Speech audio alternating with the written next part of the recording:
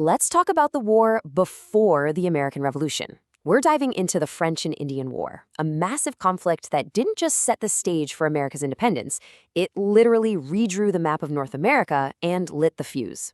Let's get into it. Okay, take a look at this. On the left, you've got North America in 1754. See all that orange? That's the French Empire, and it cuts right through the heart of the continent.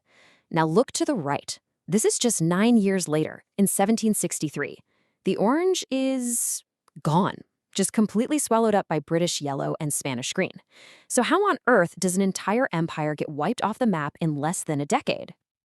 Well, the answer starts right here, in the Ohio River Valley. And this wasn't just some empty patch of land. No, this place was a strategic gold mine. It was overflowing with resources. The soil was perfect for farming, and its rivers were basically superhighways for the incredibly lucrative fur trade. And make no mistake, this was not some minor little border dispute. For every single group involved, the stakes were absolutely massive. Controlling this valley meant controlling the continent's resources, its trade routes, really, its entire future. So who were the main players in this continental showdown? Well, there were 3 major groups, and they were all on a collision course, each with a completely different vision for what this land should be. Now, this is where it gets really, really interesting, especially when you look at the numbers. You have the native nations who are trying to protect their ancestral lands and their trade networks. Then you have France, with a pretty small population, only about 70,000 people, mostly focused on controlling those waterways for trade. And then you have Britain, over 1 million colonists, all crammed in east of the Appalachian Mountains and just desperate for new land to farm. You can feel that population pressure building. And at the heart of all this was a total clash of worldviews. To the British colonists, land was a commodity, something you could own privately, fence off, and farm.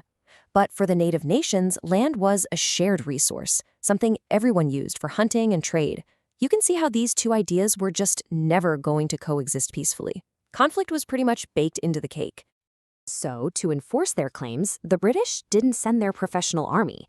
At least not at first. Nope, they sent a militia. Basically a force of ordinary citizens, not career soldiers. And the man they put in charge of this particular militia was a young, very ambitious Virginian you might have heard of, a guy named George Washington. His job was to go out there and challenge the French forts popping up in the valley. Washington's expedition, let's just say it didn't go too smoothly. The first few clashes were messy, they were brutal, and it became obvious real fast that this was blowing up into a full-scale war. The colonies suddenly realized they had a very big problem on their hands. And this right here shows you exactly how things kicked off. This is Fort Necessity. On the left, that's the quiet, peaceful reconstruction you can visit today. But on the right, that's the reality of the battle Washington's men faced. It was chaotic, it was desperate, and it ended in a British surrender. It was a massive wake-up call. So, after getting beaten badly in these early fights, some of the colonial leaders had a thought. Hey, maybe we can't win this as 13 separate little colonies. Maybe we need to unite. It was a great idea in theory, but putting it into practice, that was a whole different ballgame. So, you get delegates from 7 colonies together at what's called the Albany Congress. Their first goal? Make an alliance with the super powerful Iroquois Confederacy.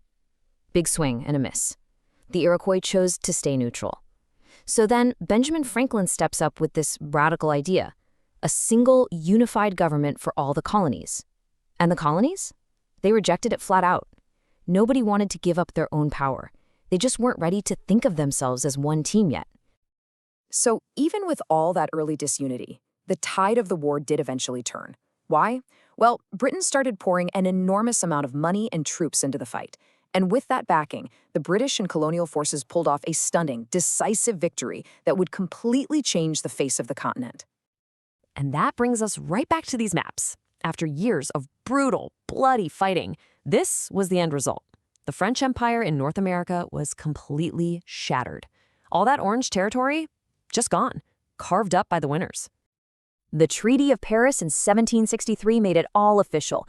Britain got pretty much everything east of the Mississippi River, and they got Florida from Spain, who had been France's ally. To make up for that loss, Spain got the huge Louisiana territory west of the Mississippi. But the big headline here?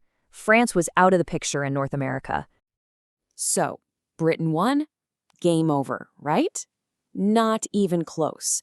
This is where the story takes this incredible twist, because in winning the war, Britain had accidentally planted the seeds of an even bigger, more world-changing conflict. You see, winning a global war is unbelievably expensive. The whole thing left Great Britain with a jaw-dropping debt of £130 million. Someone had to pay that back, and Parliament in London had a very clear idea of who should foot the bill. Yeah, the American colonists. And at the same time, to prevent more expensive wars with Native Americans, like a recent major uprising led by a chief named Pontiac, Britain drew this line on the map. The Proclamation of 1763 flat out forbade colonists from settling west of the Appalachian Mountains. That land was reserved for Native nations. You can just imagine how that went over. To the colonists, this felt like a massive betrayal. They had fought and died for this land, and now the king was telling them it was completely off limits. They were furious. They felt like they were being cheated out of the very prize they had helped win. When you add it all up, the war completely transformed the colonies. They learned they could actually unite against a common enemy. They gained priceless military experience, think of George Washington. And they started to realize, hey, maybe we can defend ourselves without Britain's help. But the biggest change? They were now incredibly angry about Britain's new policies and the taxes they knew were coming. And that's the great irony of this whole story. In securing its North American empire from the French, Britain had accidentally created a new, and in some ways, much more dangerous opponent, a united, experienced, and deeply resentful group of American colonies. So, the stage was set. Britain desperately needed money, so they started rolling out new taxes on the colonies. King George III was determined not to back down. And the colonists, they were defiant. The only question left was, what was going to happen next?